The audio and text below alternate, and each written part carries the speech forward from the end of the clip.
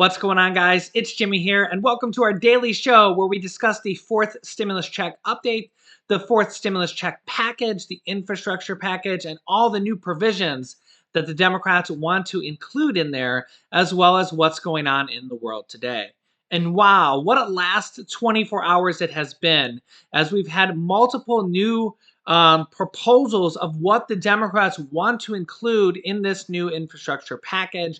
We also had a counter proposal from the Republicans, which was less than 25% of what the Democrats want to spend for this infrastructure package, which means all the more reason for the Democrats to just pass this bill completely on their own. I don't think they're going to be able to come to a compromise, and I think the Democrats will just pass this infrastructure slash stimulus package completely on their own through the reconciliation process. We got a lot to cover. I'm going to cover several different things in this video. If you're new to the channel, make sure to subscribe down below so you don't miss out on new updates, and hit the like button for us. It really helps out our channel. All right, here we go.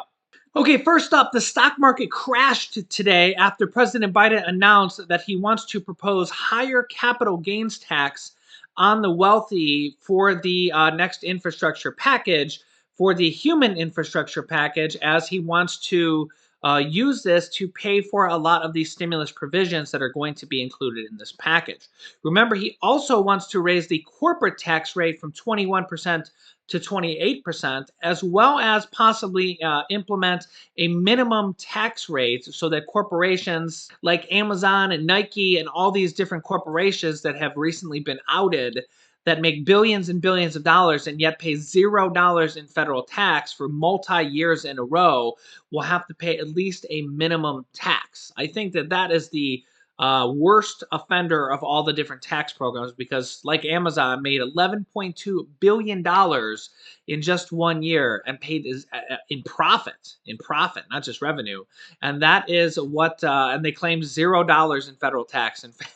In fact, a lot of these companies actually get tax refunds or tax incentives or tax rebates to the tune of $3.5 billion combined just from the Fortune 500, even though they paid no tax. Well, now President Biden is considering raising the tax rate on the wealthiest Americans on capital gains taxes from 21% to as high as 43.4%. And remember that you have to pay that, plus you have to pay, depending on what we're talking about in tax-wise, oftentimes you have to pay Social Security, Medicare taxes. You may also have to pay state taxes. For example, California in the highest tax bracket is a 13% tax bracket. So when you take 43% taxes, then you add on 13% for the state, which is now already 56%, and then you add in Social Security and Medicare taxes.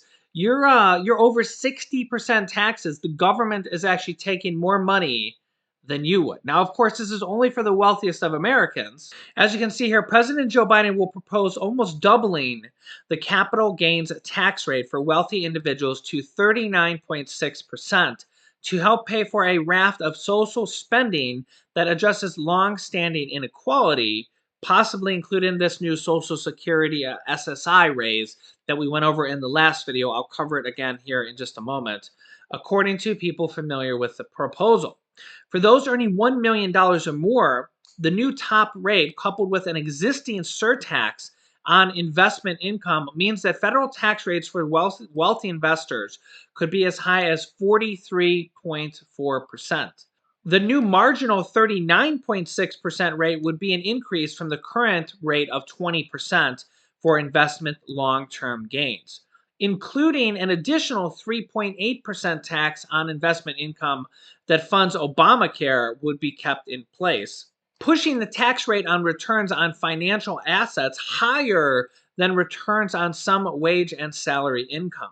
And with having a 43% tax rate and then state taxes and Social Security taxes, Medicare taxes, and you're paying over 60% taxes, and then you got sales taxes in addition to that whenever you go to buy something, it kind of reminds me of when we seceded from, or when we left England and created our own country because of the outrageous taxes and taxation without representation. I mean, I know we kind of have representation here, but when you're paying over 60% taxes, The government is making more money than you are, even though the government's not the one working. But alas, the thing that really irks me is when these corporations like Amazon that makes $11.2 billion in profits, and as you can see here, pays no federal taxes. None. That means that the average everyday person is paying more taxes than the entire Amazon corporation that makes billions and billions of dollars. And in fact, they did this for years and years and years. And finally, just this last year, finally paid some federal taxes for the first time since 2016. That to me is just beyond crazy that a corporation, one of the largest corporations in the world, can go years and years and years without paying any federal taxes. Let me know your thoughts on that, because to me, that's just absolutely crazy.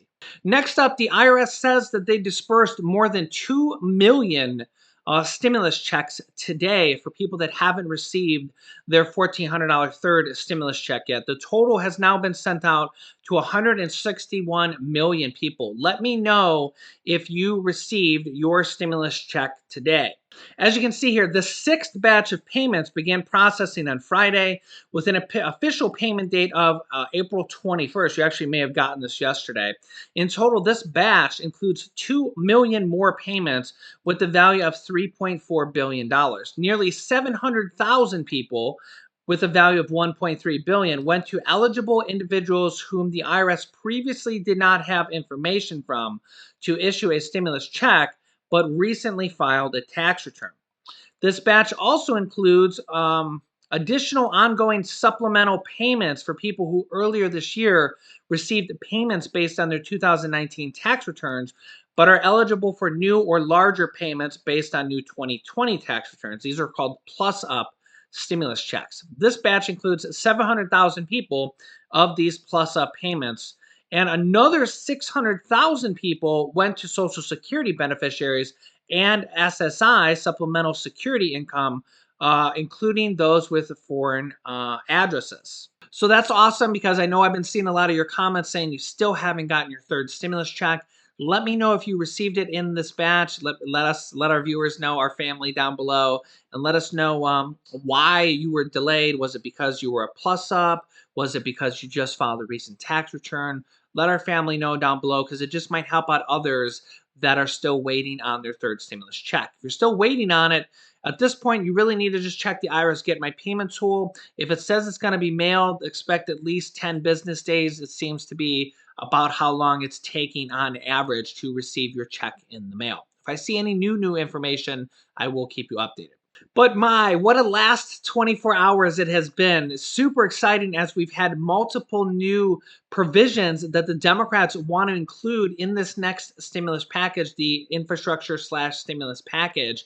And we've had some absolutely outstanding new provisions that they want to include, including the first one from Senators Bernie Sanders and Representative Jayapal, introducing a bill to make college tuition free. That's right, free for many Americans. Senator Bernie Sanders and Representative Jayapal introduced legislation on Wednesday to make college tuition free for many Americans, a policy that would be paid for by a tax on Wall Street. This bill would make community college tuition free for everyone, and four-year public colleges tuition free and debt-free for students from families making up to $125,000 per year. Bernie Sanders says, quote, "In the 21st century, a free public education system that goes from kindergarten through high school is no longer good enough. The time is long overdue to make public colleges and university tuition free and debt-free for working families." This bill would also allow students from families who make up to $125,000 per year to attend private or nonprofit minority-serving institutions tuition-free, such as historically Black colleges and universities. And it would also double the maximum Pell Grant to $12,990. But that's not all. We also had the major breaking news that I covered in the last video on an increase for SSI Social Security income, an increase of $297 per month to basically increase SSI to the poverty limit, which would be an increase of the poverty line, I should say, which would effectively be an increase of $297 per month. Now, I go over that in the last video. I have a link to it down below in the description, or I will link it to you at the end of this video so you don't miss the rest of this video. Got several more things to cover, but we're not sure. I've seen a lot of questions from everybody. Is this people? Are these people included? Are this people included? Is it SSI? Is it SSDI? Is it Social Security? Who's going to be included? Well, the reality of it is that we just don't know those details yet. So I'll keep you up to date because remember, everything is being negotiated on right now. They're really like kind of like scurrying to see what's going to gain the most momentum and be included in this infrastructure package. Likely the second half of the package, which is the American Families Plan. But really, they're going to be able to add things in all the way up until the very last moment. Remember, the second stimulus check was included right before they passed the bill. Okay, and that can happen with the fourth stimulus check as well. As you guys know, there is almost 100 different Democratic representatives from the House and the Senate combined that are pushing for not just a fourth stimulus check, but a monthly recurring stimulus checks. You know, we have the two plans for the $2,000 one-time stimulus check and then the $1,000 monthly recurring payments that would go until 1 year after the pandemic is over, and also the bill in the Senate from Senators Ed Markey and Elizabeth Warren for $2,000 monthly stimulus checks until the pandemic is declared over. So really, we're seeing all sorts of new stimulus provisions that the Democrats want to include, and it's looking more and more likely that the Democrats are going to pass this bill on their own without any Republican support and do it again through the reconciliation package. Next up, President Biden has announced a tax credit for businesses to give paid leave from their business and get paid for it when the employee leaves for COVID vaccinations and recovery. President Biden on Wednesday announced a tax credit for employers offering vaccine-related paid leave as the White House urges more Americans to seek out COVID shots amid a slight decline in vaccinations. The tax credit for small and medium-sized businesses will fully offset the cost of giving employees paid time to go get inoculated, as well as to recover from any potential side effects of the vaccination. So basically, a small or medium-sized business, as you can see here, can give paid time off to the employee and will get a tax credit that will basically fully offset the cost of that or fully pay for it through a tax credit. So basically, it's a win-win where the small business or medium-sized business can give paid time off to the employee for COVID vaccination or maybe a little recovery time afterwards, and the employee will get paid, and then the small to medium-sized business will get paid as well in a tax credit, and they said it'll be fully covered. So basically, it's a win-win for both of them.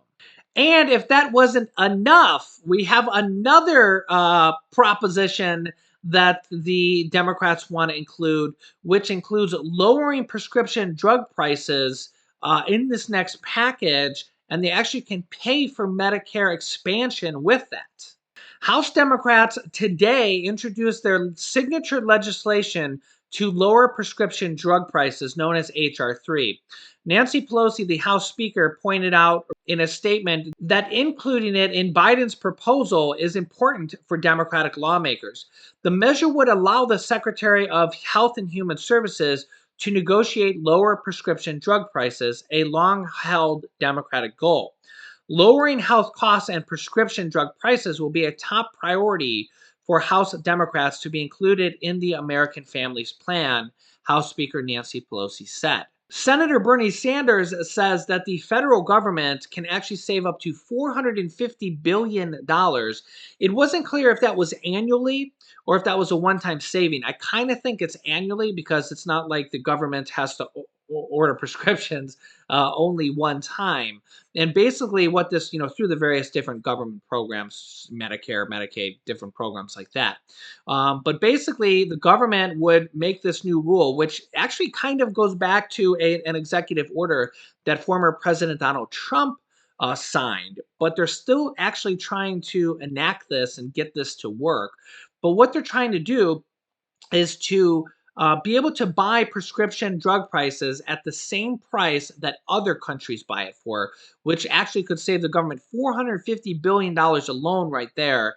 And Bernie Sanders says that this can pay for Medicare expansion to include vision care, dental care, hearing aids, and all sorts of other different provisions in Medicare and possibly Medicaid, and also could lower the eligibility age to possibly 60 or 55 even.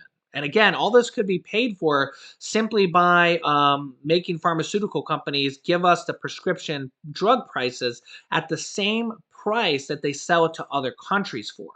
As you can see here in this tweet from Senator Bernie Sanders, the cost to manufacture one vial of insulin is about $6.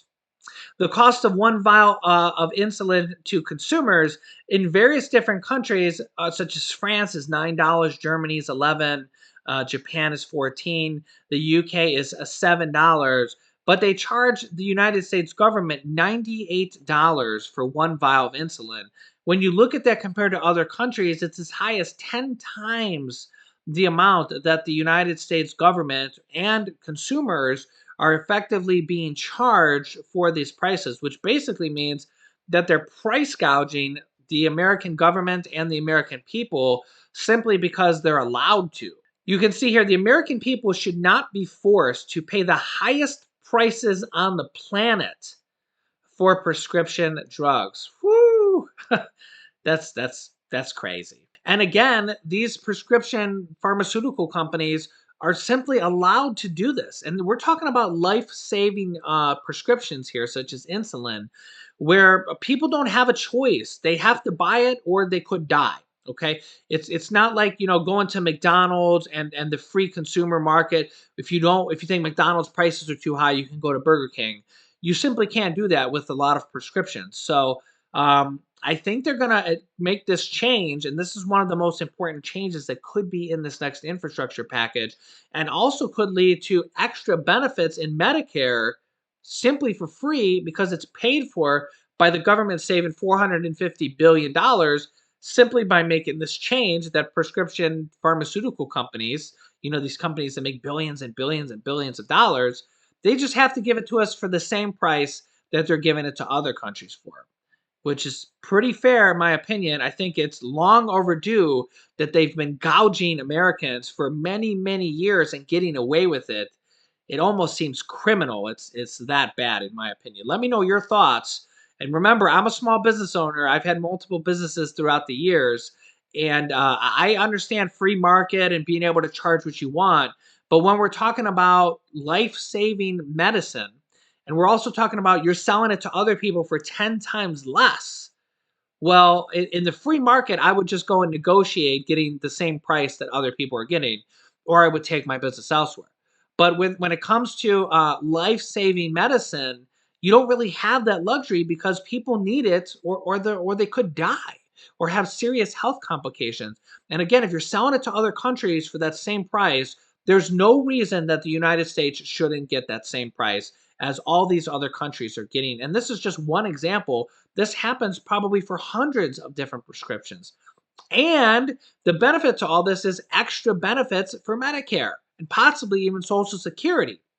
So it's really a lot of these different items in this next package are really a win-win. And let's hope that we see a monthly recurring stimulus check in there until the pandemic is over, because that would not only help people, but that would also help the economy, as people would actually have money to go and be able to spend it on small and medium-sized businesses. If you're new to the channel, make sure to subscribe down below. It's completely free to do so. This way you won't miss out on upcoming episodes. Don't miss an episode because we talk about different items in different videos. New videos come out every day at 10 a.m., 3 p.m., 8 p.m., and 11 p.m. Eastern Standard Time. After subscribing down below, click the bell icon that appears to all notifications to get reminder notifications for the first 3 videos of the day. You have to just remember to show up at the 11 p.m. Eastern Time video because you won't get a reminder notification for that video. If you haven't watched this video yet, This is my last video. You should really watch this. It's about these SSI Social Security increases of $297 per month, a brand new provision that just came out from the Democrats. Click here to watch that next if you haven't yet. It's a very good episode. Thanks for watching, guys, and I will see you in the next video.